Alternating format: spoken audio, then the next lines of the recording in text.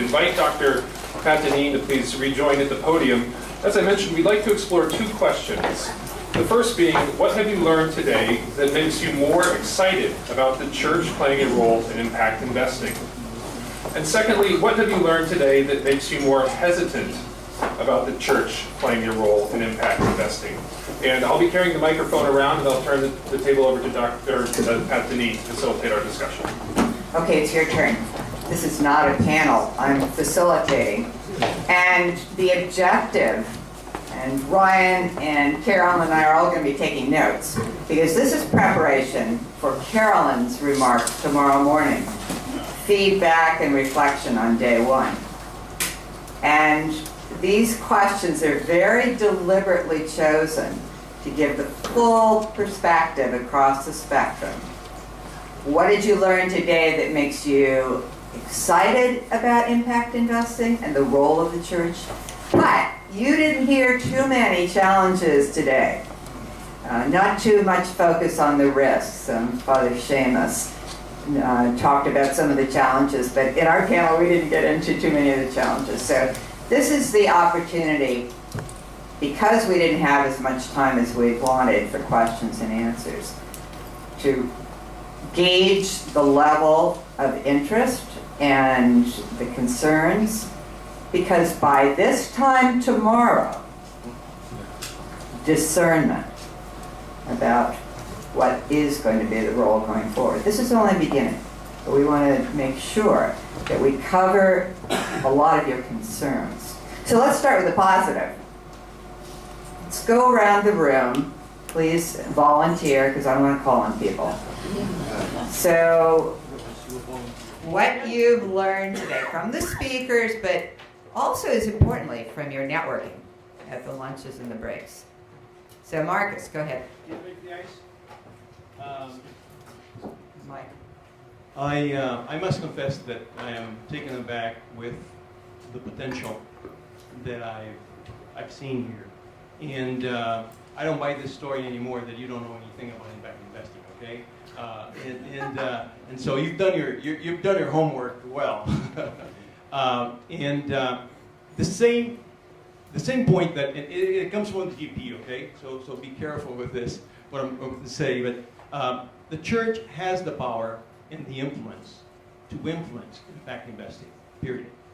And so think about it, because impact investing is a new way of doing business, much more than an asset class, I would say.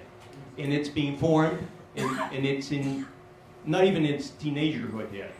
So it needs investors fully committed to impact that can influence how impact will be done. So, take a step forward, please, and try to influence the impact investing community on making and doing impact the way it should be done. Don't trust us 100%. Father yesterday said that there is no free lunch. I would say another thing. It says, put your money where your mouth is. Thank you very much. I've got a second positive feedback. My name is Anne Lindsay from the Catholic Agency for Overseas Development in the UK. And I suppose in answer to the question, perhaps I was most excited about the points put forward by Father Seamus just now, but also Dr. Felipe this morning, about the scope and the work that's already being done to ensure the design of this approach is created in conjunction with the people that it's seeking to benefit and help. And I think with a very high-level panel and a very well-informed group here, we've been talking about the concepts, but it's good to know that groups are also looking about how to design and structure the approach in conjunction with the people who the impact investment is seeking to benefit. So I think that seems a very important principle to take forward in our thinking.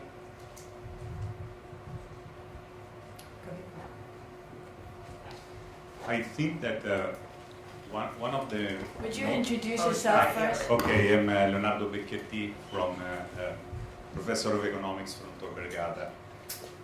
I think that one of the most fascinating issues in impact investing is that we need a clearly measurable outcome we made an example now, prison, avoiding people to go back to prison. That's a typical case where the outcome it's easy to measure. The social value coincides with the money you save, all these things. I think that the role of the church can be in saying that, in contributing with other entities to say what is social value and what is economic value. Because, there are many ventures where this is not so clear. And the economic value, money saved from the government, social value, they may not coincide. So I think more general, what we are talking about is public-private partnerships where we can define, I think the methodology is very powerful, very, very powerful, very important because it pushes also toward measuring things. As a professor, I like it very much. We will push the private sector to define ways of measuring impact. So I think it's very good. It unlocks private capital. But I think that what really the church can give, and also other entities, is to define what is social value. And there are many other areas where it is not so clear. That's what, So and not always coincidence between economic value and social value. So what gives you the confidence for the church to get into it is the contribution on the metrics as well as the measurement? Great. A couple of questions up here, the microphone. Okay. My name is Dick Omahundro. I'm the founder of the Carpenters Fund, and everyone I assume here knows who the Carpenter is. I'm struck by the book title that I read recently, Going from Success to Significance. And everything we do and what we don't do is significant. We have been successful here, there's no doubt about that. The question is, to what degree are we applying our success to significance? So I think we're living in a transformational time. If the church were to get involved in this, we're moving, as we've heard today, from governments being the supplier of solutions to the private sector funding them. And that's going to change the data that's used to identify and speak for the poor, to represent their voice to the money that is flowing through these new means. And so the data analytics that Tom talked about, or Rajiv talks about, this is new forms of data speaking for the same need of the poor, but not predestined to deliver the same solutions. Okay, so we have to be really clear that we're going to ask for and need a new format in gathering reliable data about these outcomes. And in part, the church's locality and local knowledge is a huge business intelligence layer that has not flowed clearly, concisely, and uniformly through the world. And could well change the nature of the It policy. would be very augmented intelligence. Now, let's go across the row. We've got a couple here and then come back around. My name is Terry Molnar. I'm with the Calvert Mutual Funds and the Calvert Foundation. The positive thing I want to point out, Pat and Carolyn, is the feeling that's in the room right now. And just pay attention to all the wonderful people that are here and the conversations that we've all been having. There's a feeling here. And I want to also point out that I think some of the reason the feeling is here is because of what Pope Francis did last week and a few weeks ago, where he held the moral container in the Vatican garden with Shimon Peres, Mahmoud Abbas, and the Orthodox head of the Orthodox Church. He was holding the moral container for all human beings. He was doing the same thing when he was in Jerusalem, when he had the Islamic people come in. This creating of a moral feeling of a container and elders on the planet that are doing that, that's what I want to point out that is so beautiful, that makes this conversation be able to have the energy and the spirit that it's having. So yes, I love the content I've learned about. I mean, Sir Ronald, I didn't know as much about social bonds as you told us today. I'm really appreciative, all right? So there's a lot of good content, but there's a feeling of who we are in this room and what we're doing that is inspirational, and I want to point that out. Hi, Thomas Partland, CEO of the Elma Group Foundation for Elma Philanthropies. I think the positive role the church can play is obvious and has been stated, and I certainly echo it and will tomorrow, hopefully, in my presentation. I think since I'm an advocate for the church getting involved, I should highlight I guess the second part of the question is what do you worry about? What's the risk? I think the risk is an additional reason why the church has to get involved in social impact investing. Because, when you come to us as career investors, the first thing any investor will tell you when it's looking at an investee or as an investor themselves, you stick with your core competency and you play to your strengths. And so what's the core competency of the Catholic Church? It's moral authority.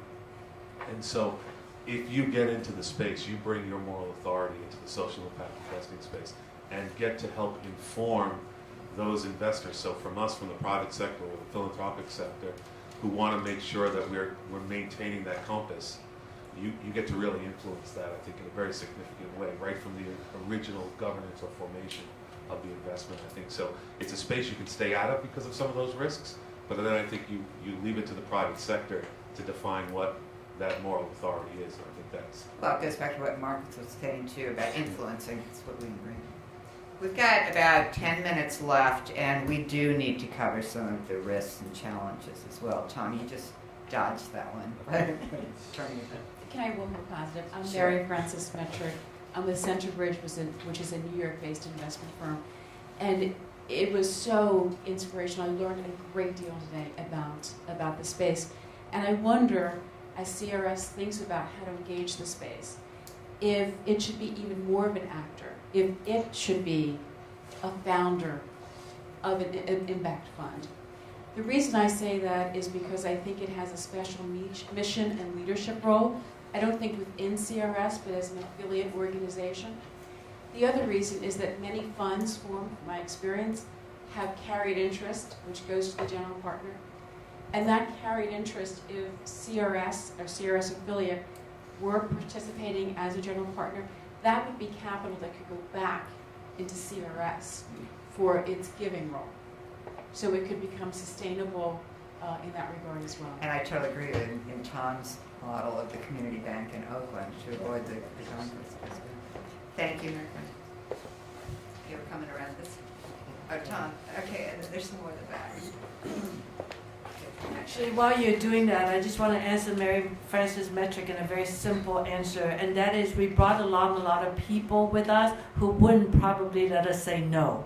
I myself am completely overwhelmed, but I brought people like Pat and our board members who have huge investment experience. So by myself, we just wanted to be little toes in places, but I brought along people who probably wouldn't let us play small just to play safe.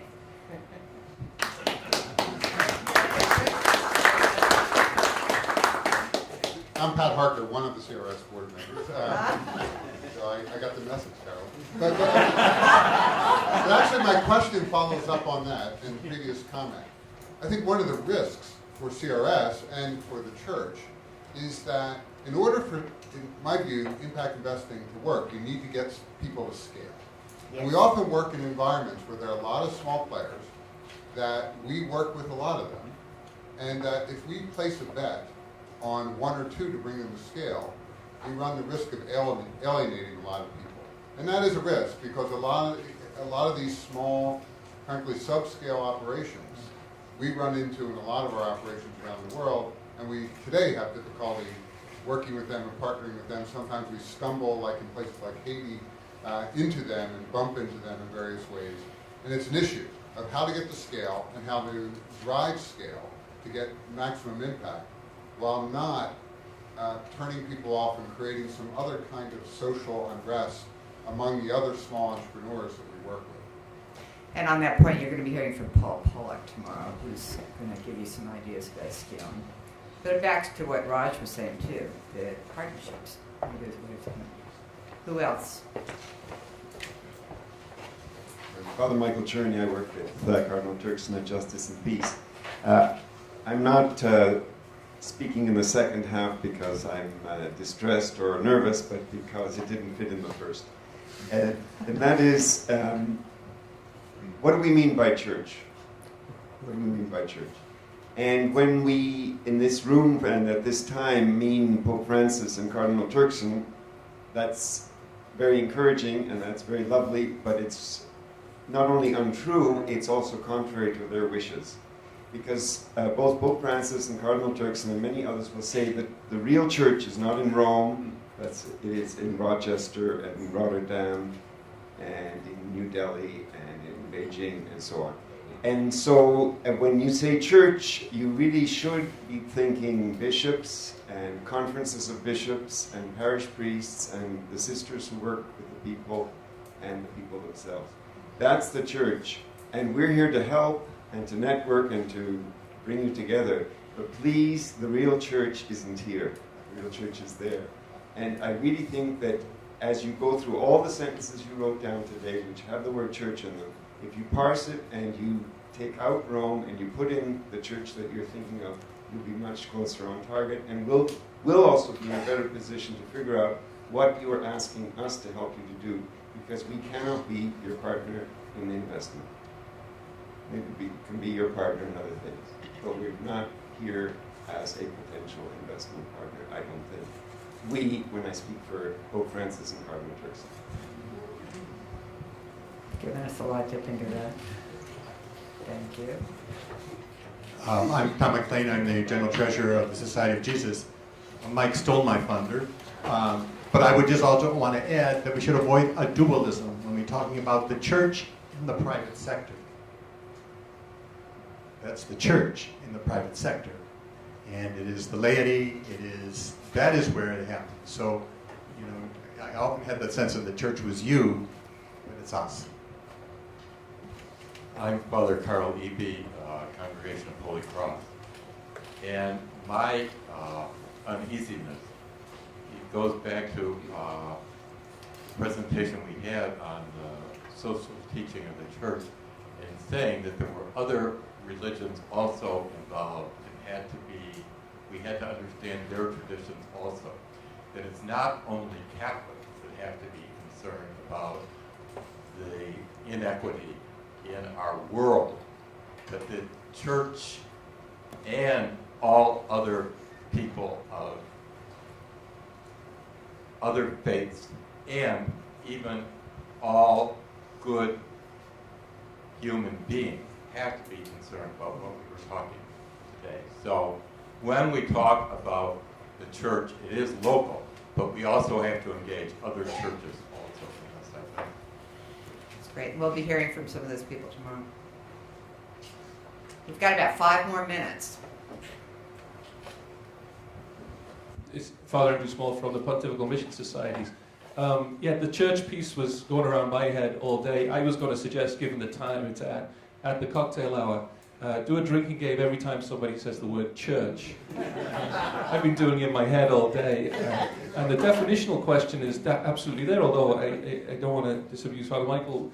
The Pontifical Mission Societies, the congregation on the other side of town, is actually doing some of this. So I'm not so sure that Pope Francis is immune to structural lending in this way, since we're already doing that through church institutions. So I think there's opening. But I wanted to leave on a positive note. It would be great if we could measure these outcomes. Now, the church has been, as we know it, in existence for 2,000 years. It would be wonderful if we could measure the breadth of the church's contribution socially and financially, other than that which happens through its relief and development agencies, which are often very measurable because of requirements. It'd be great if we could start to measure all the other things that happen and get some good benchmarks around that, which was my positive note after the drinking game. Very constructive, thank you. My name is Andreas Whitmer from the Catholic University of America. And we keep it short, so I'm just going to give you a few catchphrases. So what we're doing right now is we're goldsmithing a halo for this industry. And I'd like to point out that usually halos should belong to individuals, not to industries. because the issue with abuse of any system, be it government or for-profit and non-profit and everything, always has to do with the individuals in it. And so this industry will not be any less susceptible to corruption and to cheating and lying than any other industry. So I think we have to be very careful with this. And then for people, let's say a congregation will enter into this kind of field, we need to be really careful not to enter just because of the halo effect. There's a hand back in the front too. I'm Mike Deeb. I'm from the Dominican Order. We represent the United Nations. I was very struck today by the fact that many of the things we spoke about have managed to gel together. That I've come from a lot of working in organizations at the local level. And in fact, CRS invested a lot in organizations I was involved in South Africa before. And I've learned a lot about the sort of things we're talking about now through the sorts of reports we had to write and things we had to justify, etc. So a lot of it was about impact and that type of thing. And I think that in the discussions today, I've seen the connection between what we're doing at that level and what has been spoken about at a broader economic level in terms of how to actually invest with a holistic perspective of things. I think that's the heart of it. We spoke about a holistic approach to things, not just with a narrow, whether it be a charitable motive or a narrow profit motive or whatever, but it's important to get all those things in perspective. And I think that for me has been the value of today. If I can raise one sort of hesitant question, it was about, and in some ways it comes from the quotes that Seamus gave us in his text from the Church Fathers, etc., where we need to be reflecting, as someone told me today, on doing a reflection on how do we evangelize incentive? How do we evangelize what can be a good incentive for us? Because when we talk about church, as I was said before, church is not just the bishop or the pope. The church is anyone here. Whether I'm a banker or whether I'm a whoever, I am the church. And what is the spirit of Jesus in terms of what should be my incentive? That raises questions that some of the church fathers raised about our attitude toward our own personal wealth and the ways in which we're prepared to share. So maybe that's something we've got to think about in terms of how we even see our own attitudes towards the profits we make and how it relates to our spirit of solidarity that Francis was talking about. Thank you. We're going to have to cut it off with one or two more, and then now we have three up. Okay. But during the reception, please continue to think about these questions and give us, either Carolyn or Ryan or myself, your thoughts, and Carolyn will respond to this tomorrow morning. By then, you will have full all right, two more questions. Okay, very, very quickly. Mr. Wonderful spirit and everything, but I'm a little bit concerned that impact investing is going to be the next fashionable area. So I think there has to be a centralized body to be able to oversee everything. Having lived in Malaysia for a long time, I've seen that Islamic investment can never come up with a final solution because they're always different imams. Where the church has a huge advantage is having the Pope. And I think he should put together a centralized body to oversee and set the standards for impact investing. Otherwise, it'll go awry, going off left, right, and center. Okay, one more. Thank you. Sister Francine Mas, Missionary Sister of Our Lady of Africa. And I really like this idea of this impact investing, but I'm wondering how how impact investing is going to combat the problem of dependency. We over the years, and we've had, we could give money. It's not so easy to give money without there a certain amount of dependency being developed on the other side. I mean, some things I've been hearing today, I've been thinking of what we've always been trying to do. You don't just give a fish to the hungry person, you teach him to fish. So I think impact investing is taking it to a more professional level, the same idea. But I imagine there still is going to be some problem of dependency linked with it. Thank you enormously for this feedback, and please keep the feedback coming. You've done a great job.